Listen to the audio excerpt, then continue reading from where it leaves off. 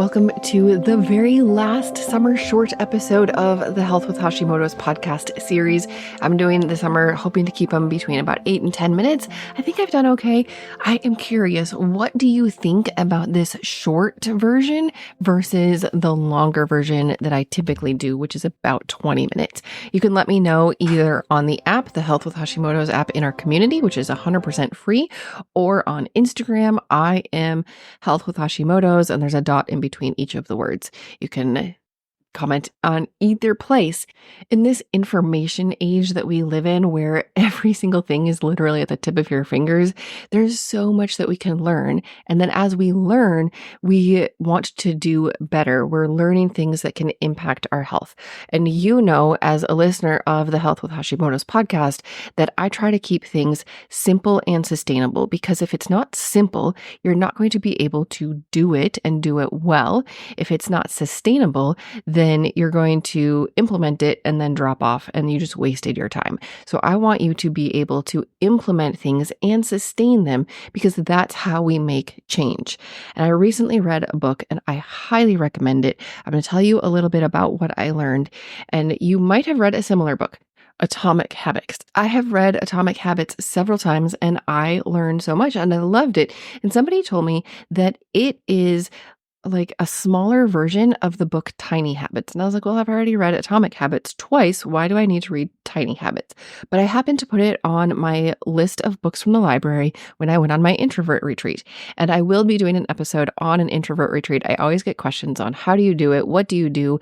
How does it benefit you? I'll do an episode on that. But I had a stack of books for this retreat, and one of them was Tiny Habits.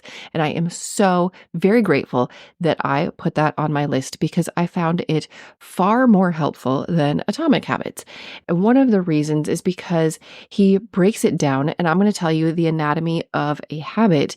And then at the end of the book, there's a flow chart. So if you want to stop doing something, like here are the steps that you do. And if you want to start doing something, here are the steps you do. And then troubleshooting, if you're having a hard time implementing a new habit, here is what you can do. The book was so helpful. But I love this book overall because we know that habits drive about 80 to 90% of our daily behavior. It's just routine. We just do things. And so if you're trying to implement a healthier habit or a healthier lifestyle, then making tiny habits that are helpful is good.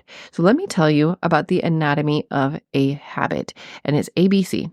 So A of ABC for a tiny habit is you want an anchor moment. In Atomic Habits, he called them triggers, which is typically the language that I use, since of course I've read that book twice. I love the word anchor, and whether you call it an anchor or a trigger, either way, you are tying the habit that you want, the new routine that you want, to something that already exists in your life. And the way that he puts it in Tiny Habits is you want that anchor moment to be the end of something. One example he gives in the book is a habit that he implements in the boot camps that he runs. Like, it's a strength habit. And so he has people do a specific action, whether it's push-ups or squats or something like physical strength related, after they use the bathroom. And you can say that after I use the bathroom, I'm going to do 3 squats, which is what I've been doing since I've written this book.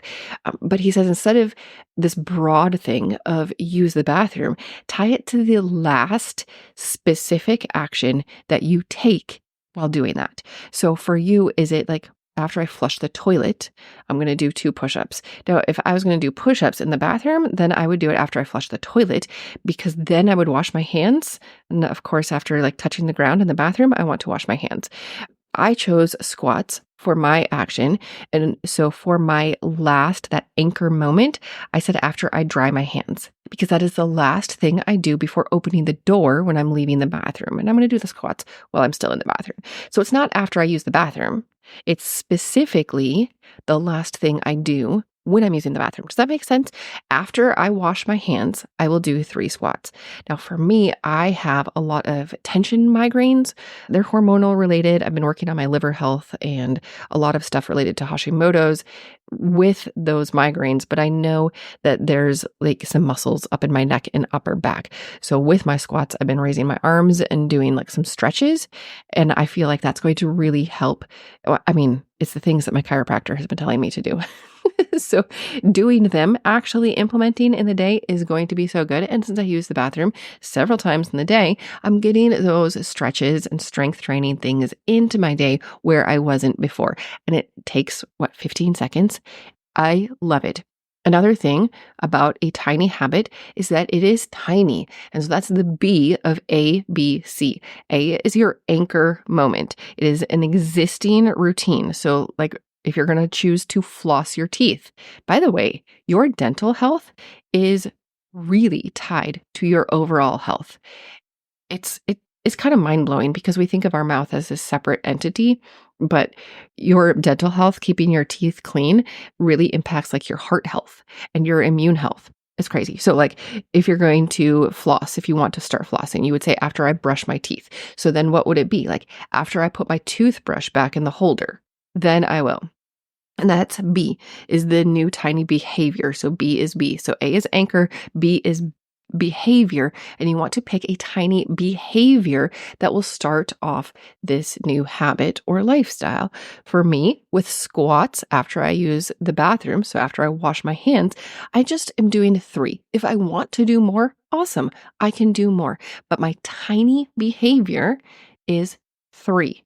In the evening, I've been trying to work on my blue light and on my stress. And we know that scrolling social media or being on your phone or reading the news or doing all of those things on your phone, even playing some games, can raise your stress level.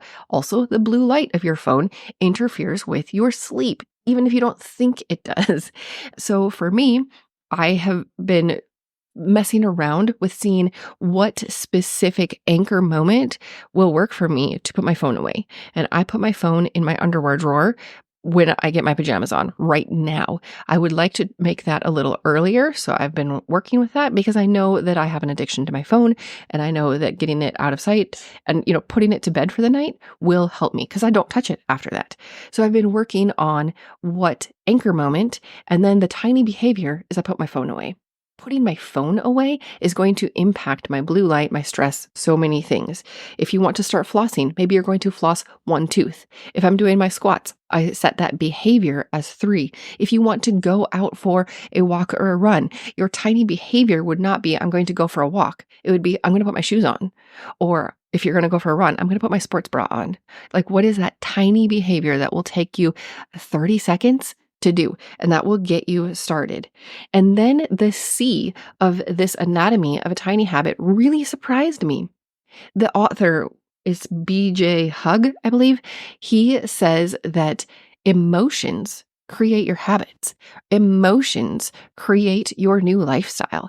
And so the C of a tiny habit is celebration.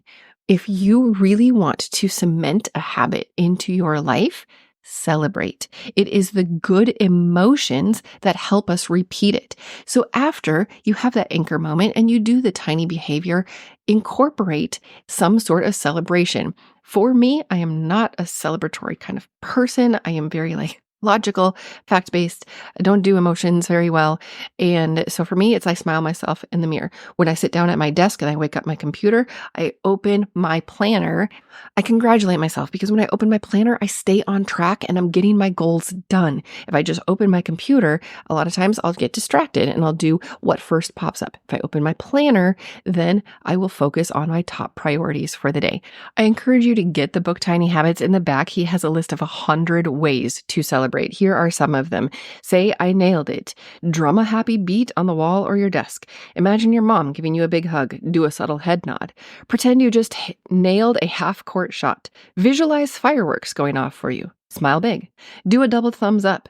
Draw a happy face and feel it. Hum a few seconds of a peppy song. Think of your favorite teacher saying, you did a great job. Raise your arms and say, victory. Briefly massage your own shoulders or neck. Think, yes, I am succeeding with change. Do the floss dance. Throw imaginary confetti. Smile at yourself in the mirror. There's so many different options. I do that last one, smile at myself in the mirror after I do squats. So those are the ABCs of implementing a tiny habit. And that is how we implement change in our lives, by things that are both simple and sustainable. Go ahead and grab yourself from the library or the Audible version or the actual book. get the book Tiny Habits.